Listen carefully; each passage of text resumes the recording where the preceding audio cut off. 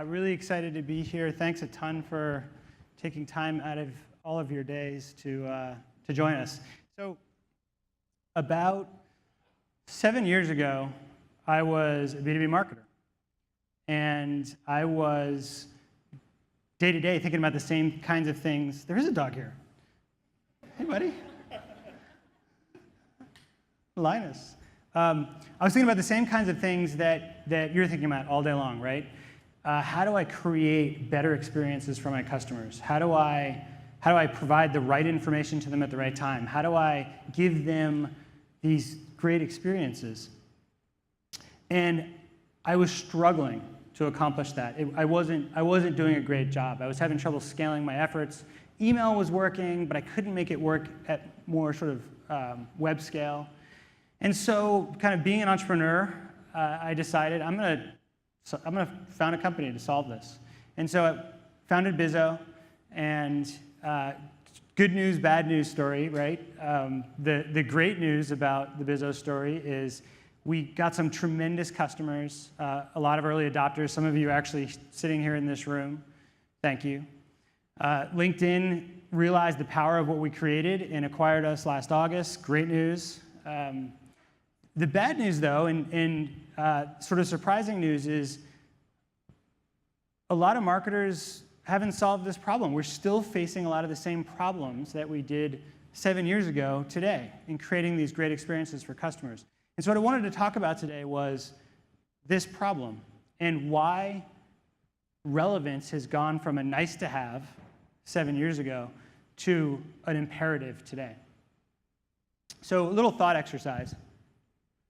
I'll ask you, what is the best shopping experience online?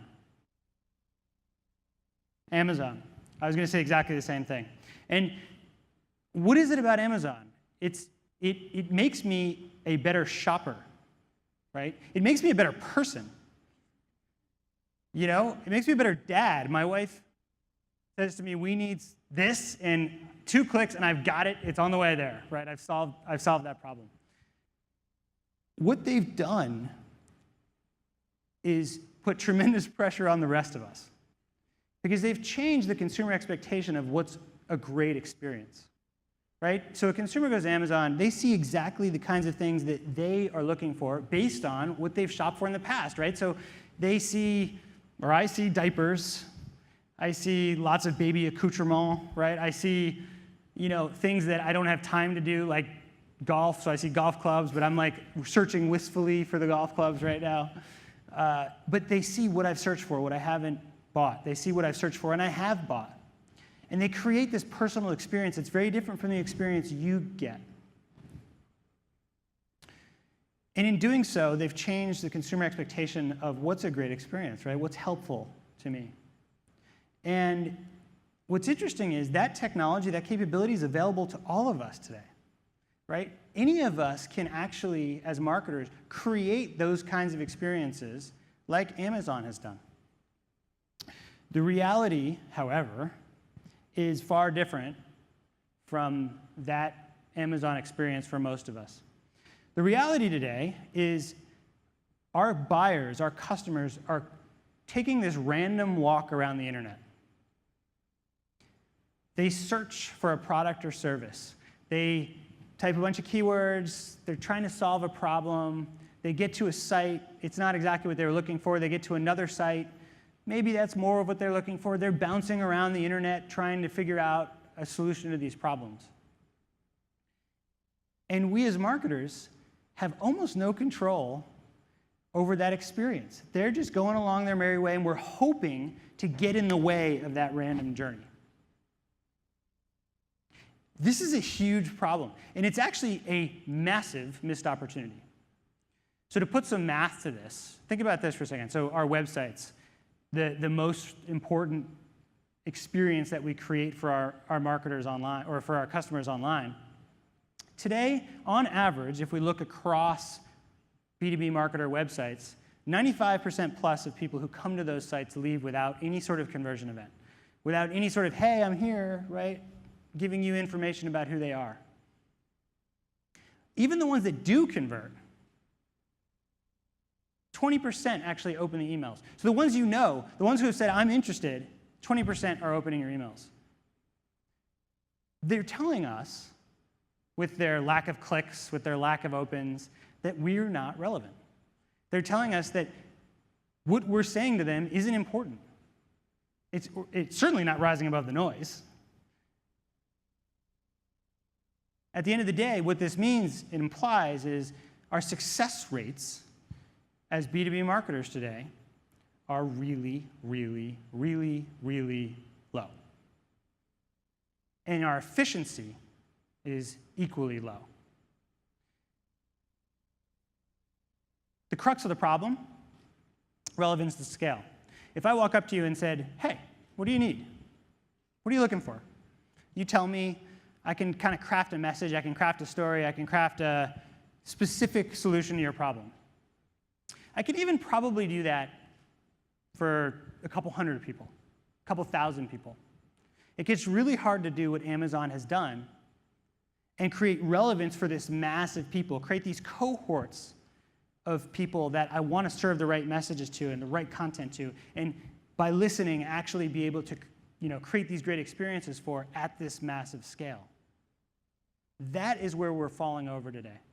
How do we create great experiences, really the one-to-one experience that was the promise that the initial sort of inventors of the marketing technologies on the web said we'd get to, but we still really haven't accomplished? It's because it's a really hard problem to solve. The good news is that there's a lot of change. And this is actually a good news, bad news story also. The good news is all these technologies are here, and there's a lot of change coming that will enable us to create much better experiences for our customers. The bad news is that if we get this wrong now, we're going to fail. We're going to lose to our competitors, right? This is becoming an imperative versus just a nice to have. I'm going to talk about a few big reasons why this is the sort of good news, bad news, right? What technologies are helping put wind in our sails, and what technologies we're going to have to start to take advantage of as B2B marketers. And then I'll talk about how, as sort of a product leader for LinkedIn, I'm thinking about solving these problems. So the first one is mobile. This is huge, right? Basically, the iPhone changed how we are able to communicate with customers and all of the sort of products that have come after that.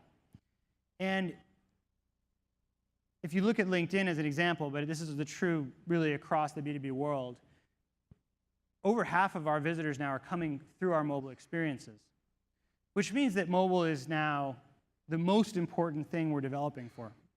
And it's becoming the way people are consuming our content. The issue here, and the reason this is so important, is that mobile is a very personal experience. It's very different than desktop as a marketing environment. Another thought exercise. Imagine for a second that you got a buzz on your phone right now, and you picked it up, and you saw a totally irrelevant ad. How do you feel? Annoyed, right? I feel sort of a little dirty, right? I feel like I've been intruded upon. It bummed me out. But if that ad was hugely relevant, so now you're down here visiting this wonderful production, and you get an ad that says, we noticed you parked at the parking garage next door. If you use your American Express card, here's 25% off that parking. Now how do you feel? Actually, kind of good, right? Like, I'm glad you found me. And that is the difference in mobile. The desktop experience isn't nearly that personal. You don't get nearly as annoyed with ads that aren't relevant. So critically important that relevance happens in mobile, and we now are starting to have the technology to do it. We're also seeing brands are doing a much better job of leveraging content and experiences in order to inform relevance. So this is an example. The airline, so 5, 6 years ago, you call an airline and it's that press 1 for this experience, right? Press 2 for that. And now I call United Airlines and I hear, hello, Mr. Glass. We recognized you by your phone number. Are you calling about your flight today? We notice it's on time. So think about the sea change experience that happened there. We moved from a really brutal experience to an amazing one. You just took care of my needs. And if you think about what had to happen for that to be accomplished, how did United pull that off? Because those are databases from around the company that had to come together. It's a customer account database. It's a frequent flyer database. It's a database about flight times that all had to come together. They had to think of it from a consumer experience standpoint. Somebody had to say, this is the experience I want to create for my customer. And then look around the organization and figure out how to pull all that together. Really important, and we're starting to see marketers start to accomplish that. Nurturing. So we talked about this random walk around the internet. What's happening today is that technology is enabling a much more sophisticated understanding of what customers are doing and what they care about and what they need. It's really allowing you to listen at scale. And so if you go from where we were just a few years ago to relevance marketing, what we're trying to do is pick up on clues, do the listening that Amazon's doing for their own customers, and say, oh, this customer searched for this customer looked at this page on my website, they need this next. And grab their hands about halfway through this buyer's journey, or at some point, and start to walk with them, start to help guide them across this journey into the right answer instead of the random walk. We're starting to see more of this, technologies that allow us to do that listening, to understand what customers need in a privacy-sensitive way, and ultimately move them to where we need them to go. Predictions. Part of the power of the growth of processing power, the growth of storage, is that we can now pretty much look at everything, right? All the data that's coming in, and use that data to predict success. Historically, our persona marketing was pretty lightweight. It was basically based on who's the title of a person, the kind of company they work for.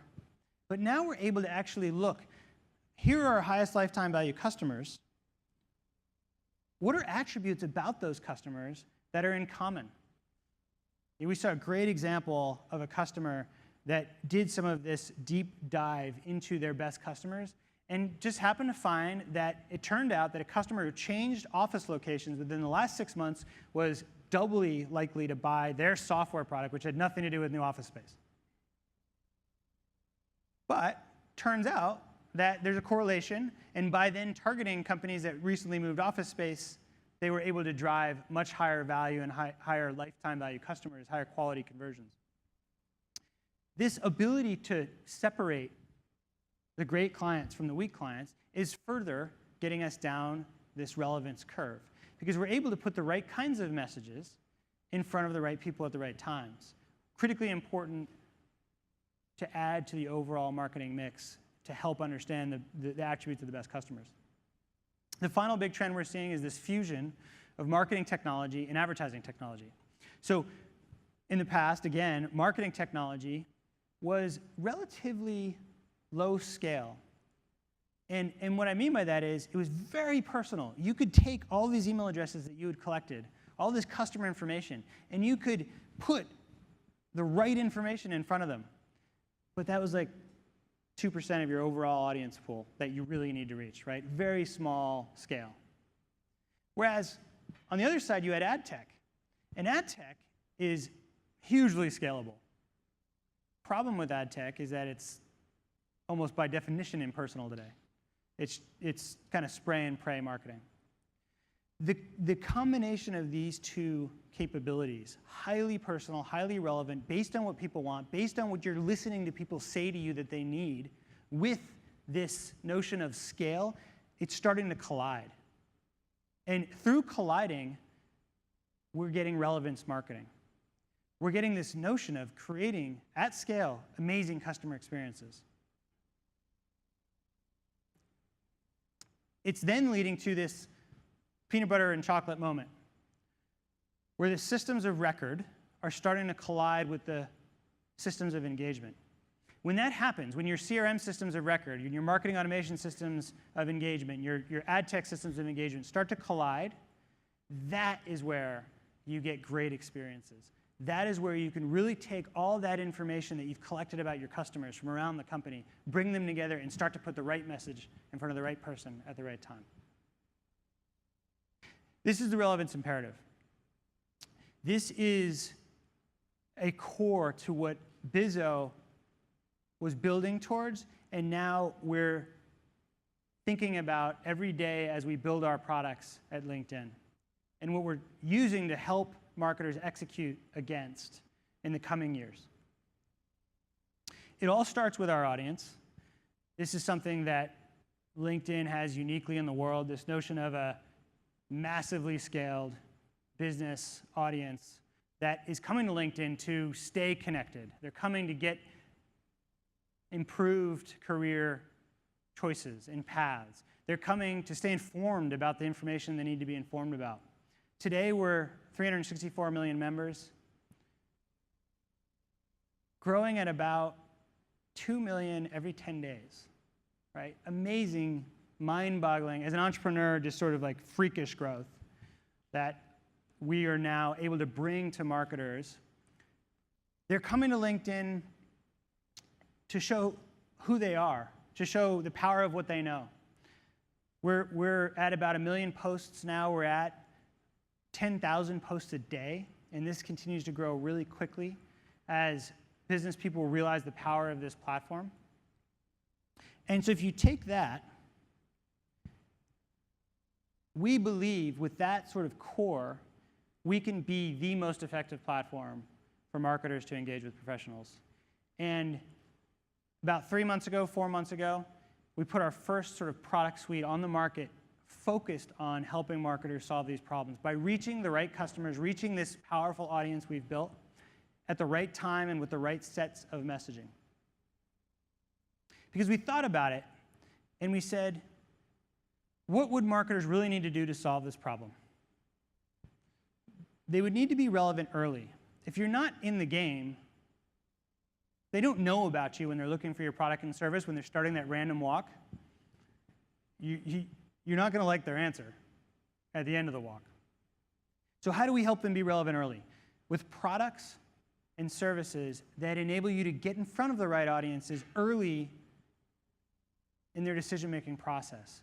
Build your brand, build your awareness. We then said, well, we have to be relevant both on and off desktop. We have to create this experience that allows marketers to seamlessly flow from desktop to mobile. And these things have to be relevant. You can't create this intrusive experience with irrelevant ads on mobile. It just not only doesn't work, but it's harmful to the brand. And so we've built products, purpose-built for desktop and mobile environments. Sponsored content, sponsored email, incredible mobile products that are driving tremendous results. We then said, well, you can't just do this for their known audiences.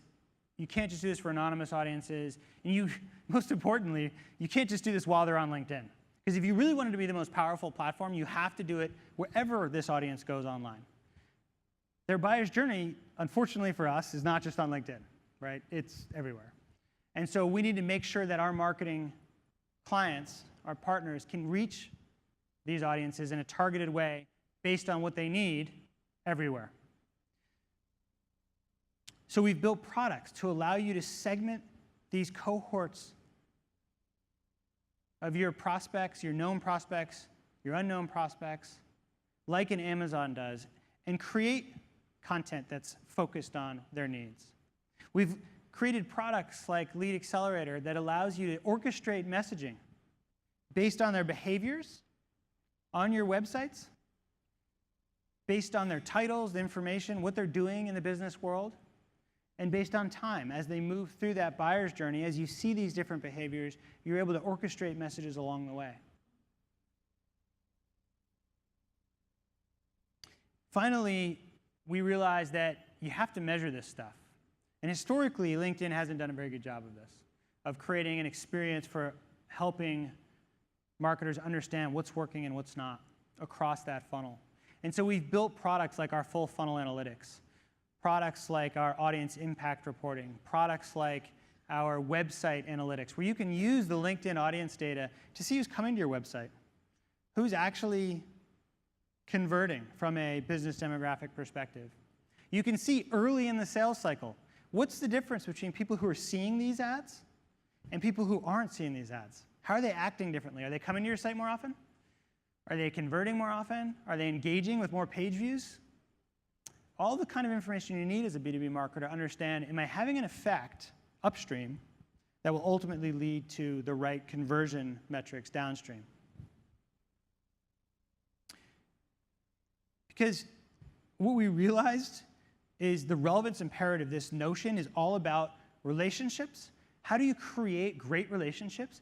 How do you create relationships with your customers that are not only about getting them through that journey and converting, but ultimately creating advocacy, creating somebody who's going to talk about the experience that they had with you as a marketer and ultimately a service provider to them. And then it's about results. It's about actually moving the needle, driving revenue on behalf of your organization to drive growth. The goal? We want to grab their hand at the beginning. We want to see and understand what they're interested in and how we can play a part, how we can create relevant experiences for them, and handhold them all the way through that journey. And I am extremely excited to help you along that way. Thank you very much.